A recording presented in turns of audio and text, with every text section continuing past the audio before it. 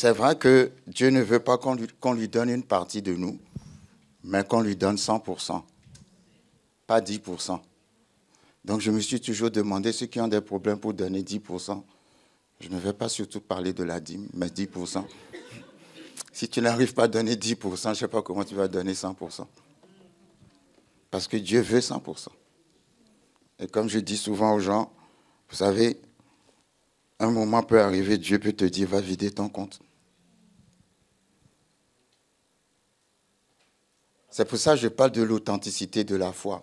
Parce que parfois, c'est comme si on s'amuse, bon, je ne sais pas. Dieu peut te dire de vider ton compte. Tu as peut-être 30, 50 000, 100 000, 1 million, je ne sais pas. Mais Dieu dit, vide ton compte pour, par exemple, soutenir l'œuvre du couple pastoral de cette église. Tu vas dire, Seigneur, c'est tout ce que j'ai. Mais justement, c'est parce que c'est tout ce que tu as que je te dis de le vider pour mon œuvre. Amen. Vous savez, on a eu à méditer sur l'adoration. Et nous nous sommes rendus compte que l'adoration, ce n'est pas chanter. Beaucoup de gens pensent que l'adoration, c'est quand on arrive à un moment où maintenant, il faut chanter une chanson qui est très lente. Donc, comme la chanson est lente, c'est l'adoration. Non? L'adoration n'a rien à voir avec la chanson. L'adoration, c'est donner ta vie à Dieu. C'est ça l'adoration. Avant de parler, de chanter, de faire tout le reste, c'est d'abord te donner toi-même à Dieu. La première personne qui a utilisé le mot adoration, c'est Abraham dans Genèse 22. Au moment où il montait, il avait dit à ses serviteurs, l'enfant et moi, nous allons pour adorer. Or, quand il dit pour adorer, en fait, c'était pour tuer l'enfant. Les meilleurs moments d'adoration dans la vie du chrétien sont les moments d'épreuve. Pourquoi vous êtes calme comme ça? Vous me découragez. Moi, je veux vous encourager. Amen. Les meilleurs moments dans la vie du chrétien, c'est les moments difficiles, les moments d'épreuve. Parce que vous savez, Dieu ne se montre pas quand tout est calme. C'est dans l'épreuve que Dieu se montre. Et ta foi a besoin de l'épreuve pour grandir. Ta foi se nourrit de l'épreuve. Amen. Donc, il y a 3 genres de personnes que Dieu cherche. Dans Ézéchiel 22, la Bible dit que Dieu cherche un intercesseur. Amen. Dans Ésaïe chapitre 6, la Bible dit, qui ira pour nous? Dieu cherche un missionnaire. Et dans Jean chapitre 24, Jésus dit, Dieu cherche de vrais adorateurs.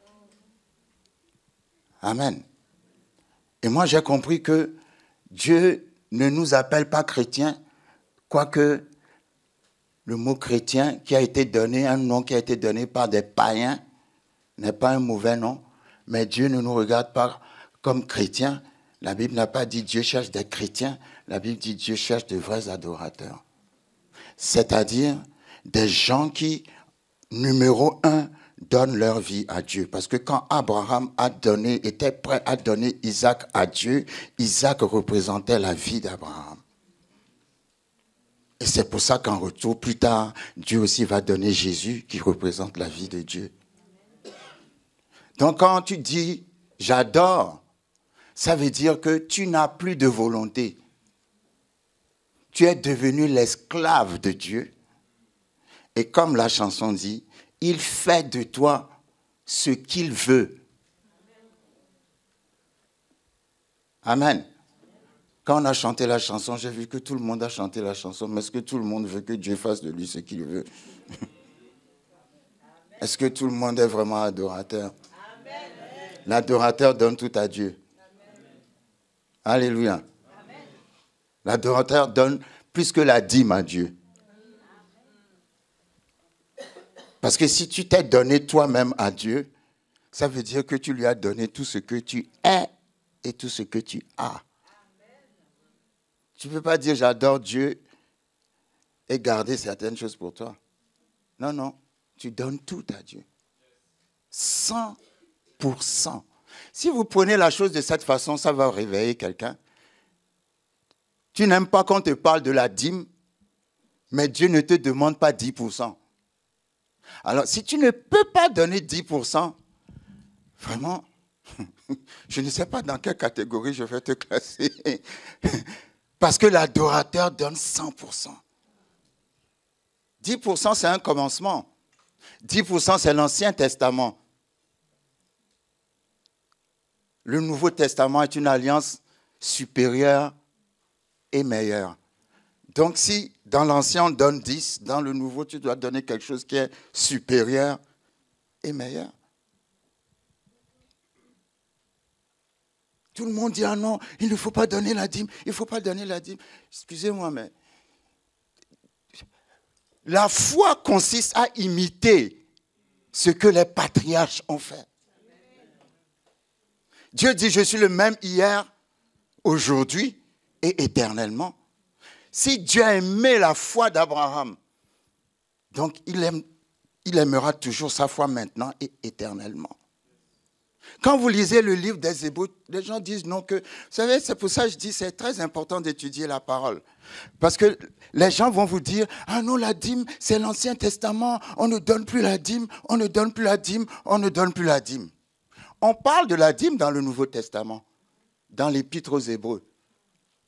Dans l'Épître aux Hébreux, la Bible dit que Jésus-Christ est souverain sacrificateur selon l'ordre de Melchisédek. Quelqu'un a déjà vu ça dans le livre des Hébreux? Ok. Quand tu lis un verset comme ça, quelle question tu te poses? C'est quoi l'ordre de Melchisédek? Qu'est-ce que ça veut dire, l'ordre de Melchisédek? Ça veut dire tout simplement à la manière de Melchisédek. Est-ce que quelqu'un me suit? Suivez-moi bien. Si Jésus est souverain sacrificateur à la manière de Melchisédek, quand Melchisédek a apparu dans la Bible, qu'est-ce qu'il a fait? Il a reçu la dîme d'Abraham et il a apporté la communion, le pain et le vin à Abraham et il a béni Abraham. C'est la seule chose que Melchisédek a fait dans toute la Bible. Il a reçu la dîme et il a emmené le pain et le vin en bénissant Abraham. À part Melchisédek, qui a emmené le pain et le vin? Jésus. Si la Bible dit Jésus est souverain sacrificateur à la manière de Melchisédek, ça veut dire que Jésus fait quoi? Jésus reçoit la dîme, il apporte le pain, le vin, et il te bénit.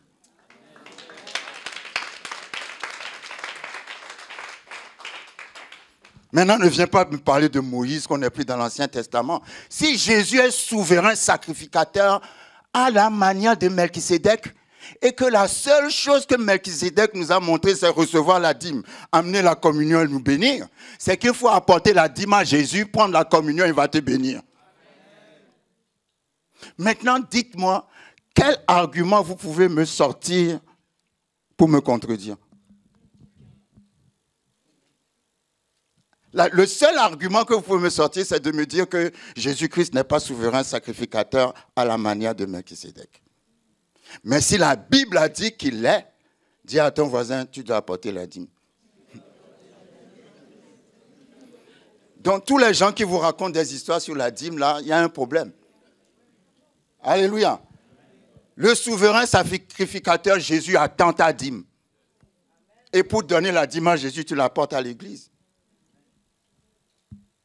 C'est comme ça que les gens donnent des fausses doctrines, des faux enseignements et puis poussent les gens dans des problèmes. Si tu es un véritable adorateur, ça ne peut même pas te faire mal. David a dit, nous te donnons ce que tu nous as donné. Parce que s'il ne te l'a pas donné, tu n'en aurais même pas pour lui redonner. Donc, à partir d'aujourd'hui, que quelqu'un reçoive sa délivrance dans les finances.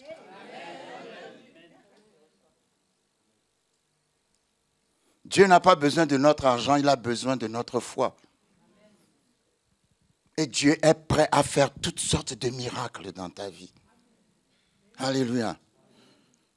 Notre thème, c'est combattre le bon combat de la foi,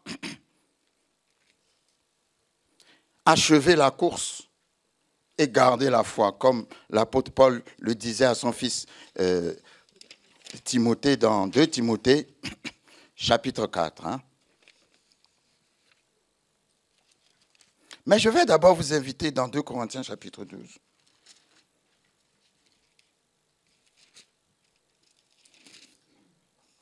Dans 2 Corinthiens, chapitre 12.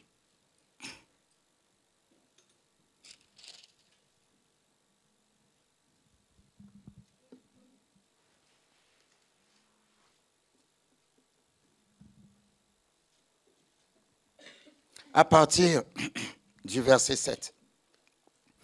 Et pour que je ne sois pas enflé d'orgueil à cause de l'excellence de ces révélations, il m'a été mis une écharde dans la chair, un ange de Satan, pour me souffleter et m'empêcher de m'enorgueillir. 3 fois, j'ai prié le Seigneur de l'éloigner de moi, et il m'a dit, ma grâce te suffit, car ma puissance s'accomplit dans la faiblesse. Je me glorifierai donc bien plus volontiers de mes faiblesses, afin que la puissance de Christ repose sur moi.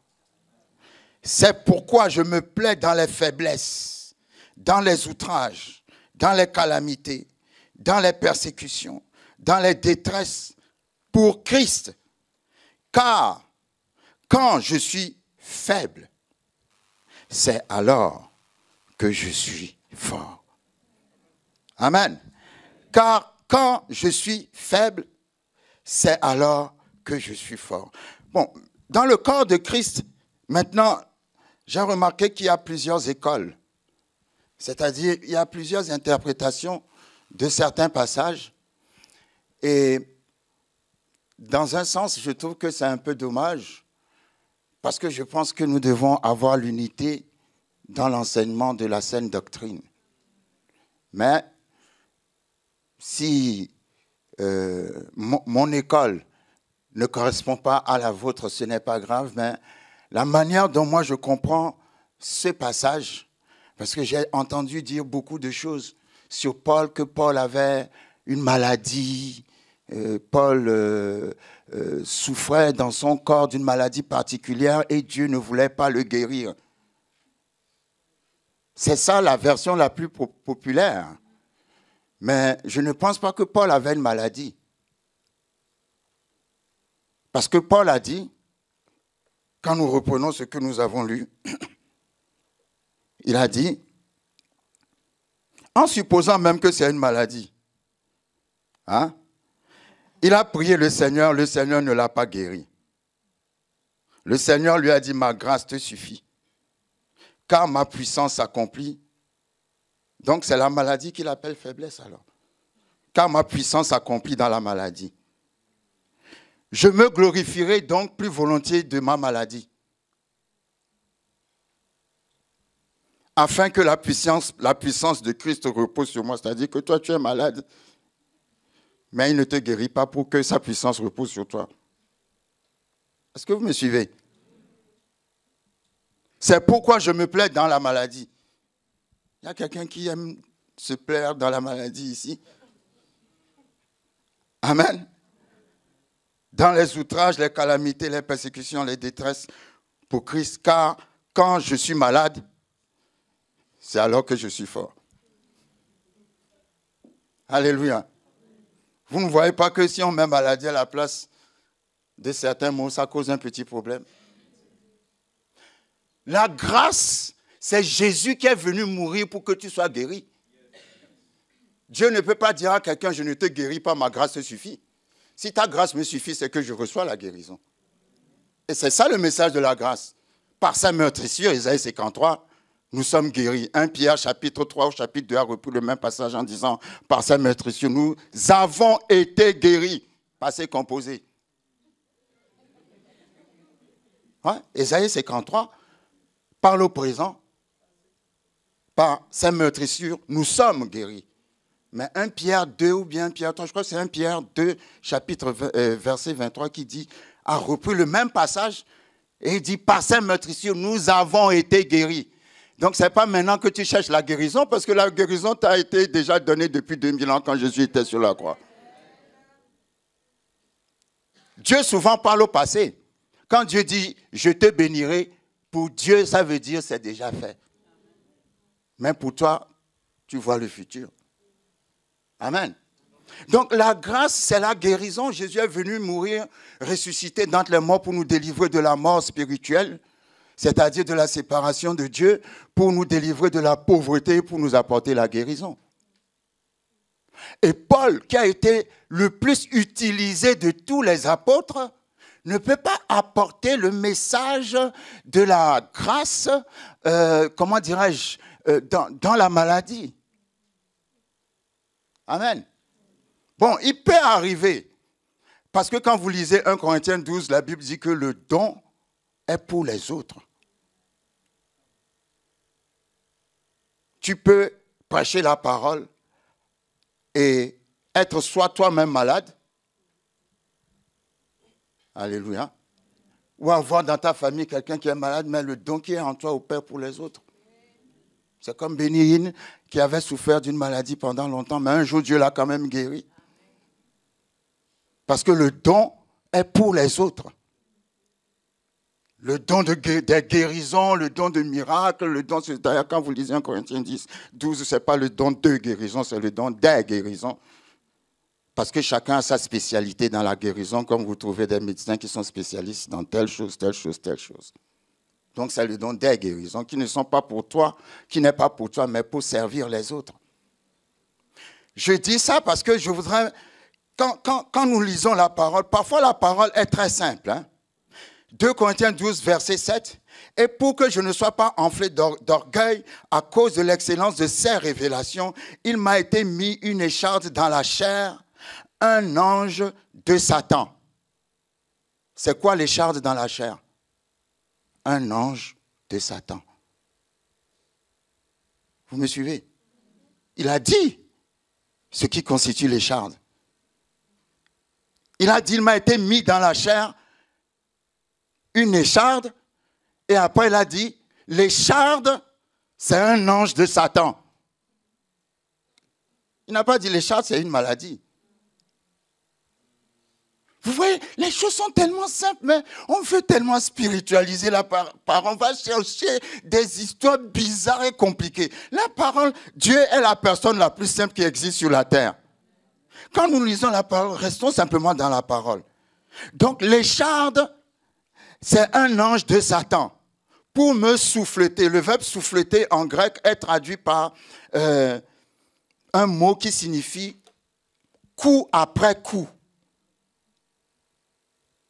Quelqu'un qui te donne des coups après coup. Donc cet ange de Satan, ou bien souffleter aussi veut dire gifler. C'est un ange qui poussait toujours Paul dans des tribulations. Pas dans la maladie. Coup après coup, souffleté en grec. Donc, quand vous voyez la vie de Paul, c'est rempli de persécutions. Il recevait des coups après coups. Amen. Donc, ce qu'il est en train de dire ici, il dit, il souffre tellement, il va tellement d'épreuve en épreuve, il a prié Dieu pour que Dieu le délivre. Mais Dieu lui a dit, ma grâce te suffit. C'est-à-dire, quelle que soit la persécution qui viendra sur toi, il y a sur toi une grâce qui t'en sortira toujours. Dis à ton voisin, tu t'en sortiras toujours. Parce que des fois, quand toi-même tu t'assois et tu réfléchis, tu te dis, Je ne comprends pas pourquoi cette nuit-là, quand l'incendie est venu dans la boîte de nuit, beaucoup de gens ont été brûlés, mais je suis quand même sorti sain et sauf. Toi-même, tu penses à des situations où normalement, toi-même, tu sais que tu devais mourir dans cette situation. À l'époque, même, tu ne connaissais même pas Jésus, mais tu t'en es quand même sorti. Quand Dieu lui dit, ma grâce te suffit. Vous savez, la grâce de Dieu, le mot grâce signifie, première définition de la grâce, ce n'est pas la faveur que tu n'as pas méritée. Ça, c'est la deuxième. La première définition de la grâce, c'est influence de Dieu dans le cœur et ses effets dans la vie. Première définition du mot grâce. Influence de Dieu dans le cœur et ses effets dans la vie. Quand Dieu se manifeste, on voit ses effets dans ta vie, on dit, ah, ça, c'est pas la grâce de Dieu. Ensuite, c'est la faveur que tu n'as pas méritée parce que Jésus est venu mourir pour toi, alors que c'est toi qui devais mourir pour tes péchés. Donc, l'apôtre Paul, qui a dit, j'ai combattu le bon combat de la foi, et qui est resté dans la course. Nous avons vu hier que la course, c'est la vie chrétienne. Il a dit à Timothée, j'ai achevé ma course. Alléluia. C'est-à-dire, malgré tout ce qui est arrivé dans ma vie, je n'ai pas démissionné. Je n'ai pas abandonné. Je n'ai pas arrêté. Parce que le diable veut que tu arrêtes. Le diable ne veut pas que tu atteignes le but que Dieu a fixé pour toi. C'est pour ça, il va mettre plein de choses sur ton chemin pour que tu abandonnes. À chaque fois que tu abandonnes, vous savez, quand Satan est parti voir Dieu, et Dieu lui a dit, as-tu vu mon serviteur Job? Satan a dit à Dieu, c'est parce que tu lui as tout donné. C'est pour ça qu'il t'adore. Prends-lui tout et tu verras qu'il va te jeter ou rejeter. Et Dieu a dit, ok. Et c'est là où je vois que même Satan est limité. Tu peux tout lui prendre sauf sa vie.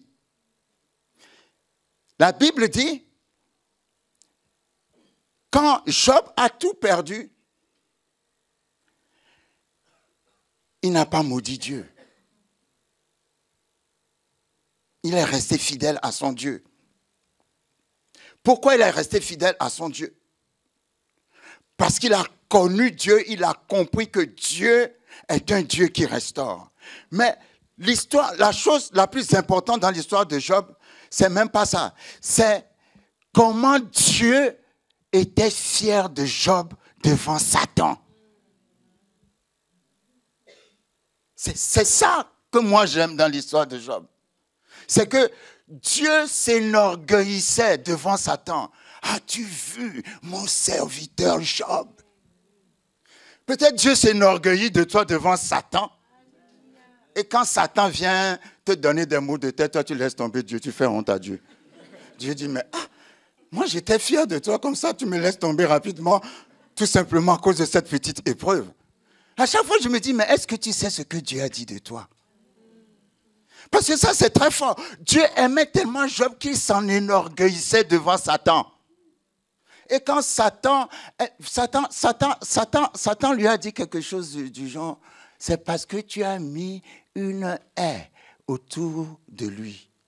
C'est parce que tu as mis une clôture autour de lui. Satan n'est rien du tout.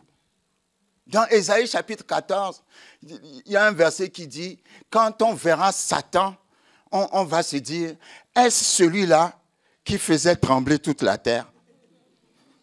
On va dire, non, arrête toi aussi. Ne me dis pas que c'est lui qui nous a fait souffrir comme ça. Parce qu'il est petit, tellement petit, gringalé, qu'on aura même envie d'écraser sa tête.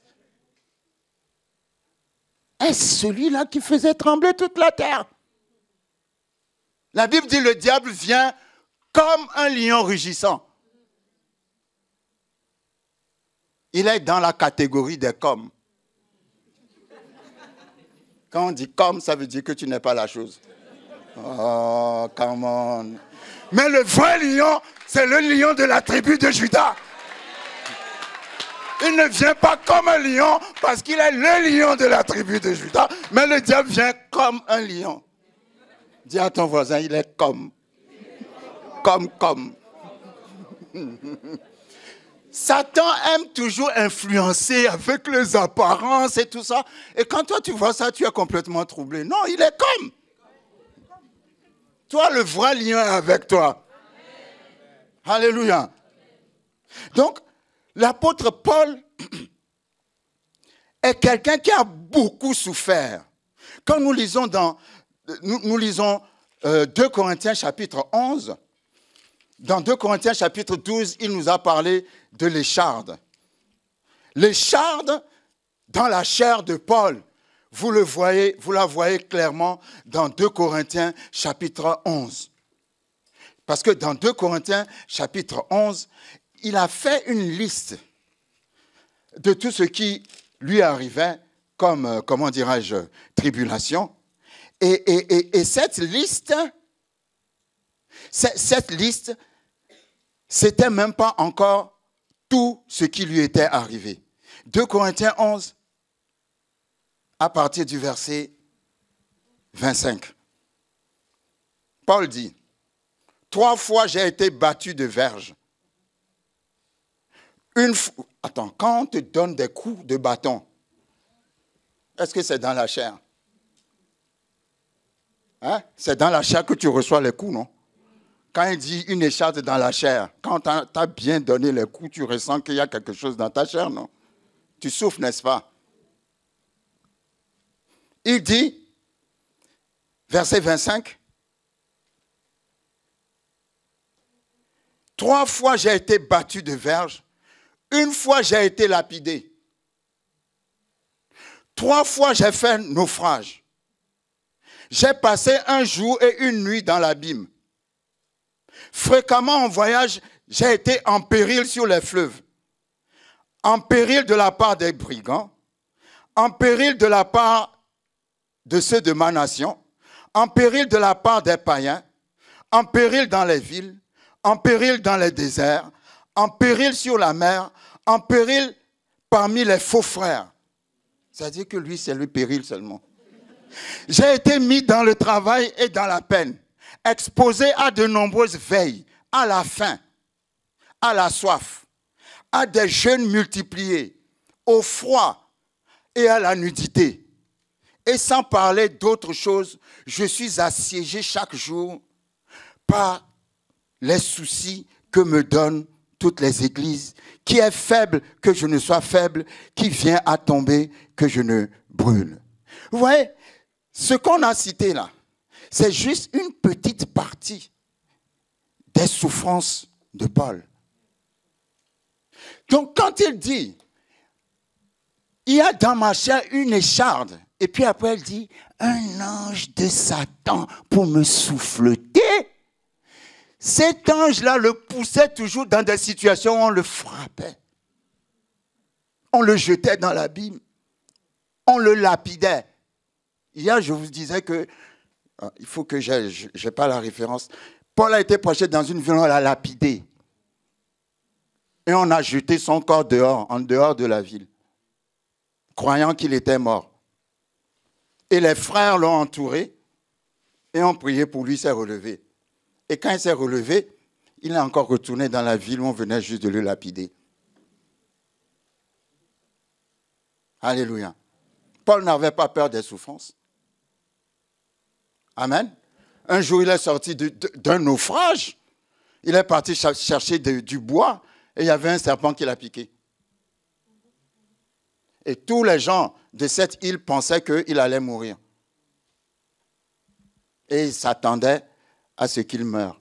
Et comme il n'est pas mort, ils ont dit qu'il est un Dieu.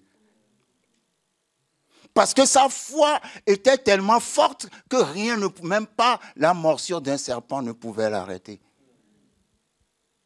Quand tu as la foi de Paul, tu deviens un poison pour les serpents.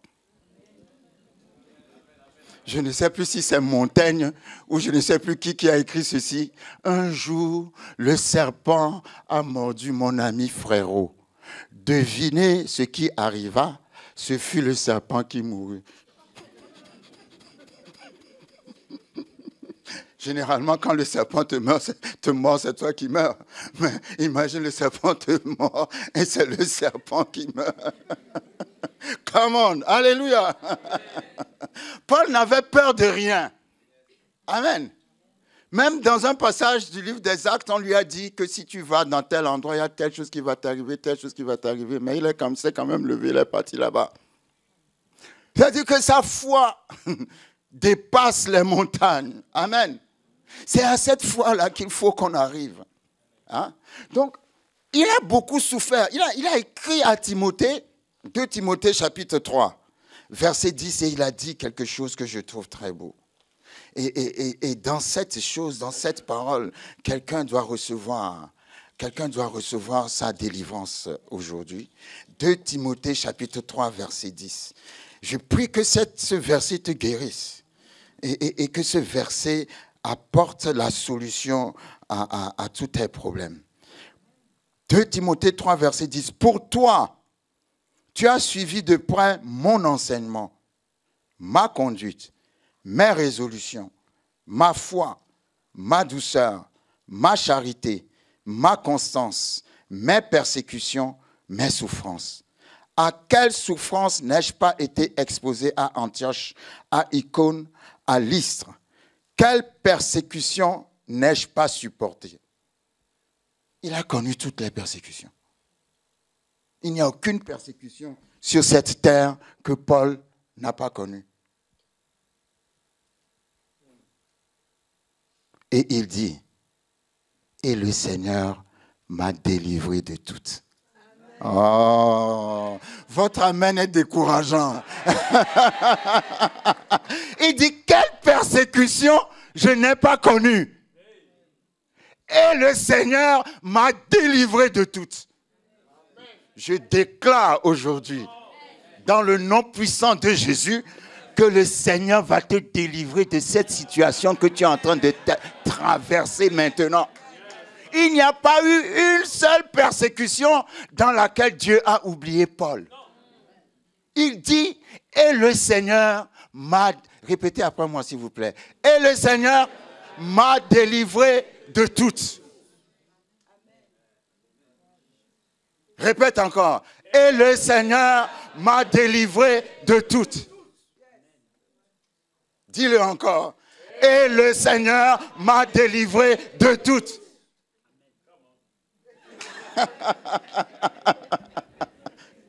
Ça me donne la foi. Ça me dit n'abandonne pas. Ça dit reste dans la course. Parce que quelles que soient les flèches qui vont venir, et le Seigneur va te délivrer de toutes.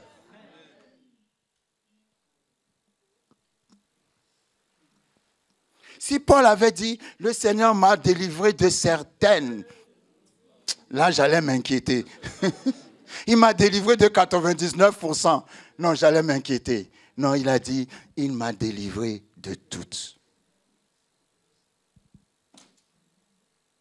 C'est ça quand il dit, quand il prie le Seigneur de le délivrer et que le Seigneur dit, ma grâce te suffit. Reçois cette parole comme Réma aujourd'hui. Dieu dit, ma grâce te suffit. Il y a sur toi quelque chose qui va te délivrer de toutes. Ce quelque chose qui va te délivrer de toutes s'appelle la grâce.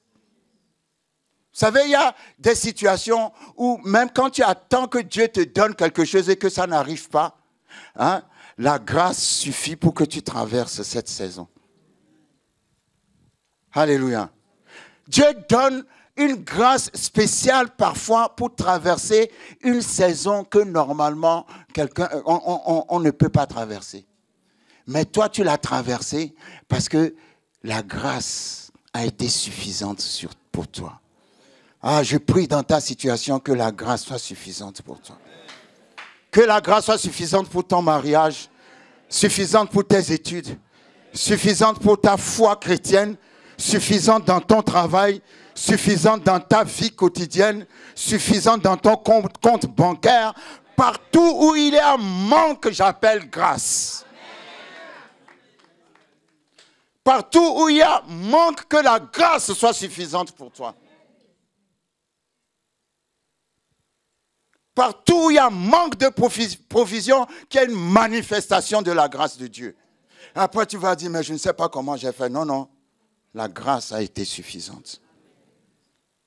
Il dit, j'ai connu des naufrages, été en péril avec les faux frères. On m'a jeté dans l'abîme. J'ai connu la famine, j'ai connu le froid, j'ai connu ceci. À quelle persécution on ne m'a pas exposé? On m'a exposé à toutes les persécutions. Cet ange de Satan. Mais Dieu m'a délivré de toutes. Parce que sa grâce a été suffisante pour moi. Alléluia. La foi, le bon combat de la foi, comme le verset le dit, quand Paul dit à Timothée, combat le bon combat de la foi, c'est le combat de qui? Juste suivez le verset. Vous savez, parfois, on trouve que on veut trop compliquer les choses. Combat le bon combat de la foi, c'est le combat de qui? Come on! C'est pas le combat de Timothée. Oh. C'est la foi qui fait le combat, c'est pas toi qui fais le combat. Oh. Combat le bon combat de la foi. Donc la seule chose qu'on te demande, c'est d'avoir la foi et de laisser la foi faire le combat. Ah! Come on! Toi, tu veux faire le combat au lieu de laisser la foi faire le combat. Mais si tu laisses la foi, tu verras que la foi va faire le combat pour toi. La foi est un esprit. Parce que la Bible dit, nous avons reçu l'esprit de foi. La foi est une force. Amen. Quand nous allons dans 2 Corinthiens chapitre 4, dans 2 Corinthiens chapitre 4, verset 13. Regardez ce que la foi fait. Et comme nous avons le même esprit de foi,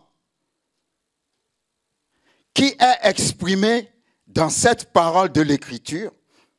Donc la foi est basée sur l'Écriture. J'ai cru, c'est pourquoi j'ai parlé. Nous aussi nous croyons et c'est pour cela que nous parlons. On va juste s'arrêter là. La foi dit quoi? La foi dit, la Bible a parlé telle parole. Si la Bible a parlé telle parole, je ne cherche pas à réfléchir sur la parole. Moi aussi, je parle la même parole.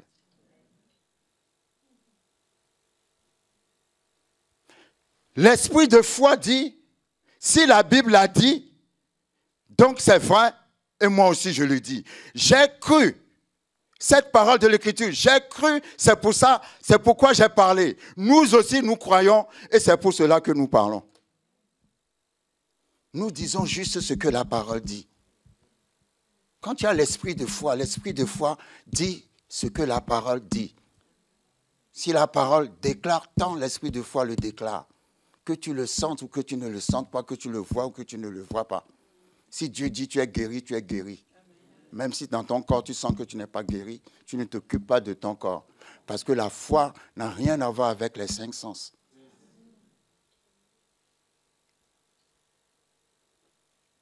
Et c'est à ce niveau-là aussi que je voudrais que nous arrivions.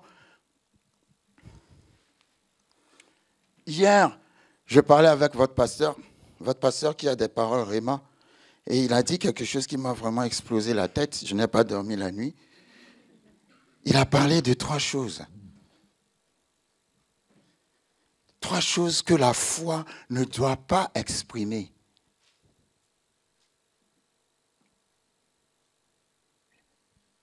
Je n'ai pas. Je ne sais pas. Comment Dieu va le faire?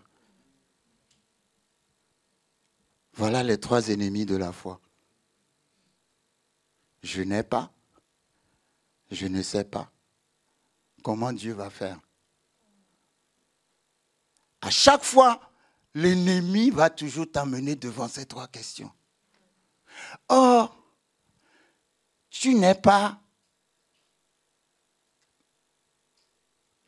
Tu es un Dieu, mais tu n'es pas Dieu. Alléluia. Devant une situation où toi tu es limité, Dieu n'est pas limité. Et la foi va toujours t'amener à tes propres limites. L'ennemi, va toujours t'amener à tes propres limites. C'est là où il faut laisser la foi faire le combat. Alléluia.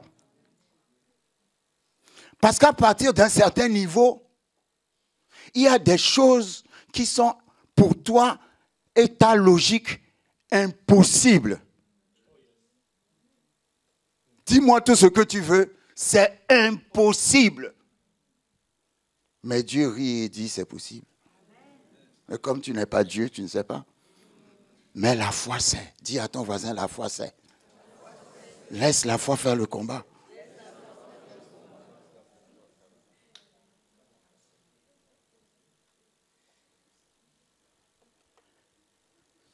Quand nous allons dans 2 Rois chapitre 4 rapidement,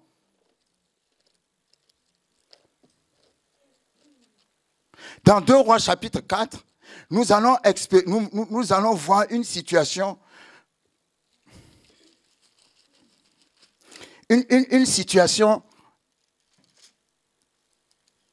dans laquelle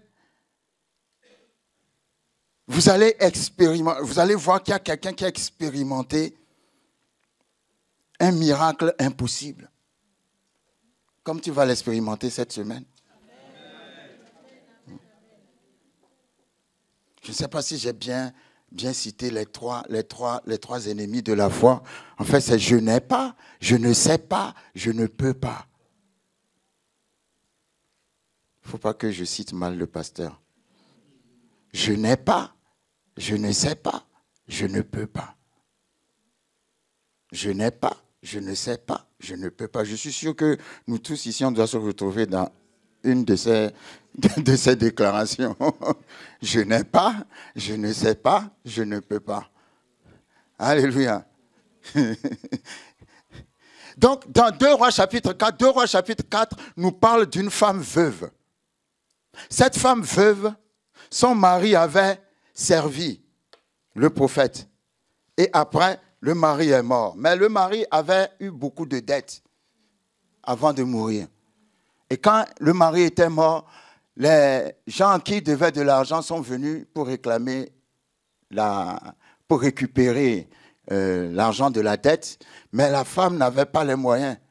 Et les gens ont menacé la femme en disant qu'ils vont prendre ses enfants pour aller les vendre. Et la femme est partie trouver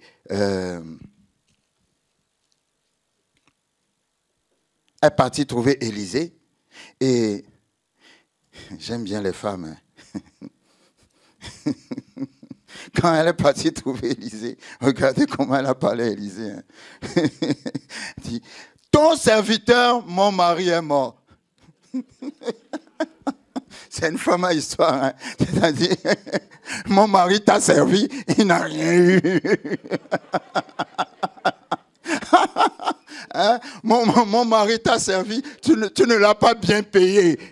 Hein? C'est pour ça qu'elle dit, ton serviteur, mon mari. C'est d'abord ton serviteur avant d'être mon mari. Il a travaillé pour toi, tu ne l'as pas bien payé, il s'est endetté, il est mort. Maintenant, les créanciers sont venus pour... Elle a expliqué c'est extraordinaire, elle a expliqué son cas à Élisée.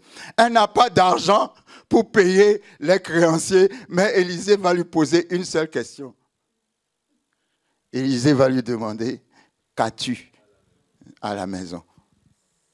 qui veut dire qu'on a toujours quelque chose. Dis à ton voisin, on a toujours quelque chose. Vous savez, si ce que vous avez n'est pas suffisant, ça veut dire qu'il faut le donner à Jésus. Quelqu'un n'a pas compris. Parce que dans le désert, devant la foule, alors que Jésus disait, les disciples disaient, ils devaient avoir faim, ils n'ont trouvé que 5 pains et 2 poissons. Qu'est-ce que Jésus a dit? Apportez-les-moi. Les gens ne m'ont pas encore compris. Si ce que vous avez n'est pas suffisant, il faut l'apporter à Jésus. L'argent que tu as mis de côté pour acheter la voiture, ce n'est pas encore suffisant. Amène-le là à l'église. Vous voyez, vous riez, hein? Mais ceux qui vont le faire vont expérimenter le miracle de Dieu. Parce que quand ils ont amené les pains, les poissons, Jésus les a multipliés. Amen. Donc si ce que tu as n'est pas suffisant, amène-le à Jésus. Et Jésus va le multiplier pour toi. Donc Élisée lui a dit, qu'as-tu? Elle a réfléchi elle a dit, bon, dans ma maison, il reste seulement une seule bouteille d'huile. Amen. Et Élisée lui dit, va chercher chez tes voisins des bouteilles vides. Autant de bouteilles vides que tu peux trouver. Ferme la porte sur toi et tes enfants. Parce que ce que tu vas faire va paraître anormal aux gens. Donc, pour éviter de te retrouver dans une sorte d'hôpital psychiatrique, vous savez qu'il y a des choses qu'on fait et qu'on ne dit à personne. Parce que si vous le dites aux gens, les gens vont vous décourager. C'est pour ça qu'Abraham n'a pas dit à Sarah ce qu'il allait faire avec Isaac à Morija. Alléluia, parce que s'il avait dit je m'en vais le tuer, il ne sortirait pas de la maison ce jour-là. Alléluia. Donc il y a des choses que vous faites, vous n'avez pas besoin de le dire. Vous pouvez être fidèle dans la dîme et ne rien dire à personne. Avoir votre alliance financière avec Dieu. Seigneur, ce mois-ci, je te donne 50%. Vous êtes encore calme. Vous me découragez ce matin. C'est pas possible. Seigneur, ce matin, je te donne 60%. Je veux dépasser les 10%. Je ne veux plus rester dans le lot des 10. Je veux passer à 20. Je veux passer à 30. Je veux passer à 40. Dans toute la Bible, il n'y a qu'une seule chose par rapport à laquelle Dieu a dit « teste-moi ». Une seule, pas deux, une seule chose. La dîme. Ça veut dire que celui qui est fidèle dans la dîme verra toujours la face et la main de Dieu. Alléluia. Je ne sais pas pourquoi j'aime parler de la dîme comme ça. Il y a des gens qui doivent me détester. Mais ce n'est pas grave. Ce que je dis, c'est la vérité. Amen. Que certaines personnes ici prennent la résolution de passer à 20%, d'autres 30, d'autres 40, d'autres 50, d'autres parfois 100. Vous voyez, vous êtes calme encore. À chaque fois que je parle une parole de foi, tout le monde est calme, les visages sont calmes. Seigneur, ce mois-ci, je te donne mon salaire. Ah, come on! Testez-moi!